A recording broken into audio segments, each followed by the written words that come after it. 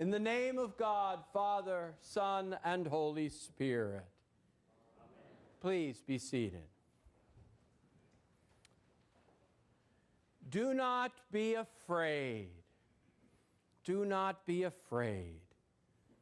These words of comfort are found in one form or another 20 times in the Gospels. Indeed, it was a major theme of Jesus' preaching and ministry. Mary Magdalene and the other Mary hear these words of comfort twice in the Easter Gospel.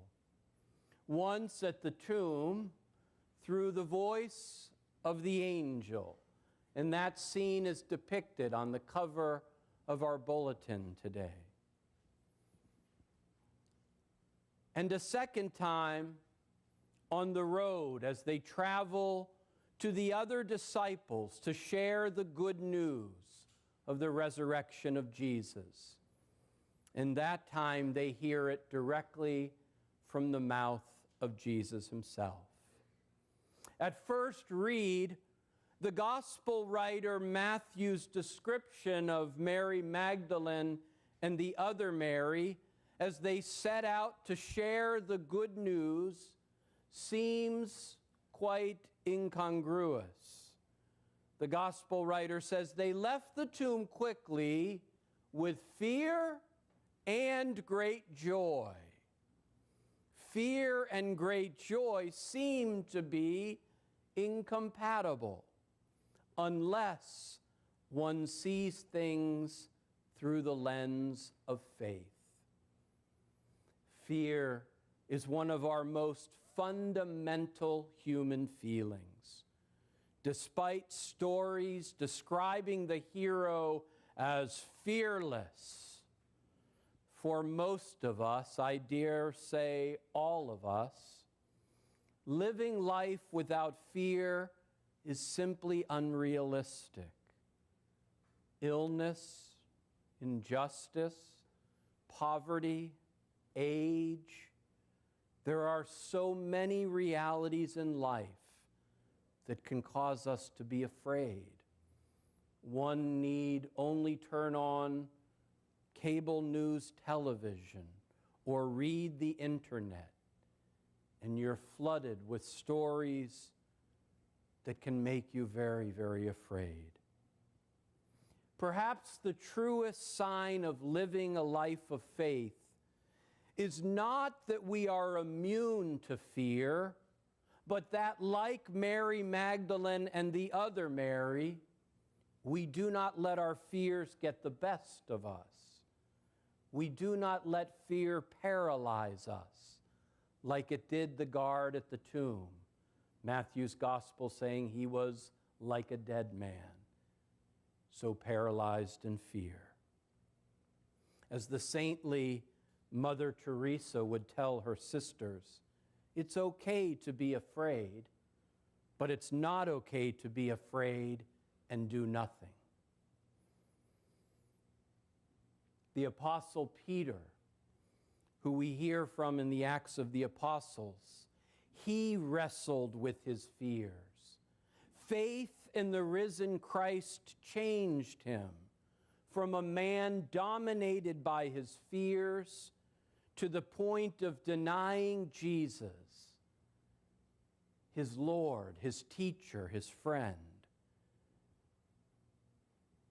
Faith in the risen Christ changed Peter into a man who proclaimed the good news of God's infinite love, even to the point of his own death. My friends, through the gift of faith in the risen Jesus, we have a blessed assurance that empowers us to act, and even to act joyfully in spite of our fears, our anxieties, our preoccupations and worries. I have a dear friend. I've known him since junior high. And like me, he is a big fan of the Florida State Seminoles. And my friend, I can tell you, for the last 20 years, has never watched a Florida State football game live. Never. For the last 20 years, he's either taped it or more recently DVR'd it. And he asks his wife, after the game's finished, did the Seminoles win or lose? If they lose, the tape, or nowadays the DVR, never sees the light of day.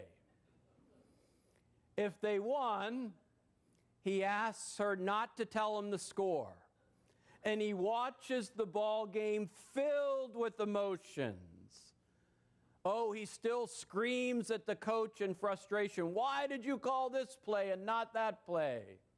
He bites his fingernails when the game gets tight and it's on the line. He cheers wildly when the Noles make a good play. He enjoys it, filled with emotion, but he knows the end. In modern parlance, they call this a spoiler alert. If you're watching television and perhaps on the TV is a critique of a movie, and if you don't want to know how the movie ends, they warn, spoiler alert. Or if it's a story about a favorite program and you don't want to know how things turn out, it's a spoiler alert. Or if it's a ball game and it's still yet to be seen, but the result has finished, they'll let you know, spoiler alert.